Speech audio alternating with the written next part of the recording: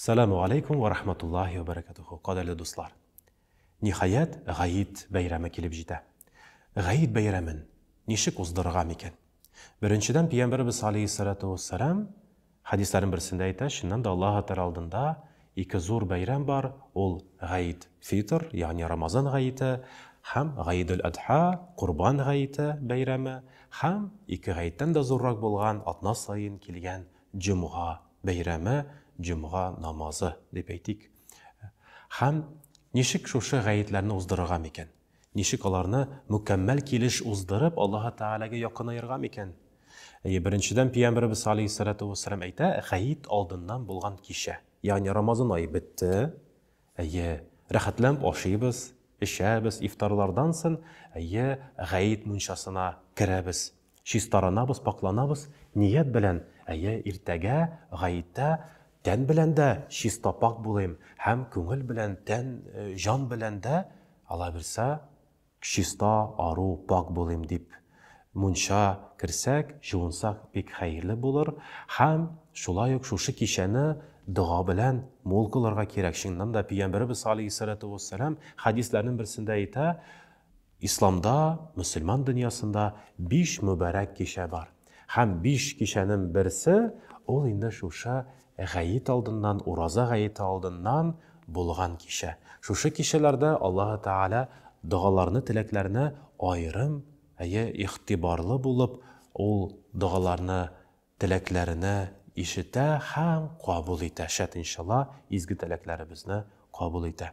Alloh taolo har birimizga da shusha duolarimizning qabulligina ega bo'lirga nasib aylasin. Ham ertuk G'ayit bayrami oldindan Payg'ambarimiz alayhisolatu vassalam sunnati bo'yicha nak Ramazon g'ayiti oldindan oshab, ishib boru xayrli.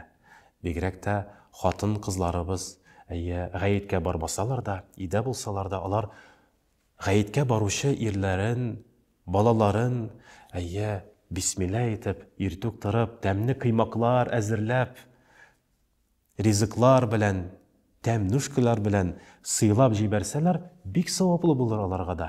Hamində Allah Teala G'ayit bayramının savablarına iya bulurga nasip eyler şart inşallah. Hamində, yani aşab, işib, көңіл көтәнлекле хәлдә шатланып, сөйініп, зикрләр әйтеп, тәкбирләр әйтеп барсак бик хәерле. Һәм Пәйгамбәрбез алейһиссалату вассалам насихат итә иде. Мәчеткә барганда Аллаһу акбар, Аллаһу акбар, ла илаха илляллаһ, Аллаһу акбар, Аллаһу акбар ва лиллаһил хамд дип шушы дуганы qabatlab bararga bir yoldan, hem qaytqanda ikinci yoldan qaytığı xayrli bulur. Eğer de biz maşinada varsak, uyalmağız. Maşinada da şu duanı eytigiz. Peygamberimiz aleyhissalatu vesselam'nın Allah'u sünnetin ötep, bir küp savaplı amel ötegen keliş tirkelir. Şat inşallah her birimizge de. Hem meşitke kelip, irterek kelip, bilgili Peygamberimiz aleyhissalatu vesselam hadisinde aytilar, ferişteler meşit işik yanında basıp dururlar. Hem irterek kelgen kişilerge her birisine köp ittirip, savap yazdırırlar. Allah bilsin. Hem meşitte bulgan vakitte, ol vakitte, biz Allah Teala'nın konakları bulup sanalabız. Allah Teala'nın rahmeti bilen, Allah bilsin, her birimizin ortimizda ferişte basıp tarıp Allahümme gafir lahum, Allahümme gafir lahu, ya Rabbim Allah Teala onun bilip hem bilmiş yaşlangan günahların gafu et, yarlıqa deyip tilep durur. Şuna göre meşitte bulgan vakitte dua kılabız mı, namaz okuyabız mı, yakinde Hazretinin vaazını tınlayabız mı? Allah Teala şu vakitte her birimizge de feriştelerin dualarına iyi bulurga nasip eyli. Hem Allah Teala'nın konakları bulup sanalabız şuluk vakitte. Namazlarga barganda elbette tağın bir eytirisi idi. Ol matur, şista, aru kiyimlerini, belki yana kiyimlerini giysek de hayırlı bulur. Allah bilse. Çünkü biz şunun bilen G'ayit bayramın başka günlerden ayırıp tarabız. Allah Teala şuşu G'ayit günün derecelegen kebek biz de dereceliyiz. Hem Allah Teala'nın sonsuz savaplarına Allah bilse iyi buluruz. Hem G'ayitden кайтканда шулай ук күбрәк кешеләрне котлап, күбрәк кешеләргә тәбрикләү сүзләрен әйтеп, туганлык элемтәне ныгытсак бик әйбәт булыр иде. Һәм бер әйбер онытмагыз, Рамазан гаете алдыннан гаеткә хәтле фитр садаканы бирсәк, бик саваплы булыр.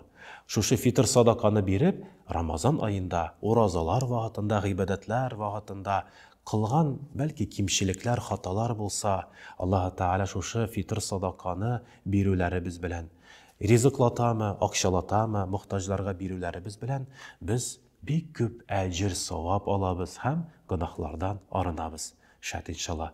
Аллаһ Тәгалә гаетләребезне, бәйрәм намазларыбызны, бәйрәмнәребезне mübarek kılsın. Allah bilsa Allah Teala'nın rahmetinde bulun nasip ve yasar eylesin. Esselamu aleyküm ve rahmetullahi ve berekatuhu. Beyram bilen dostlar.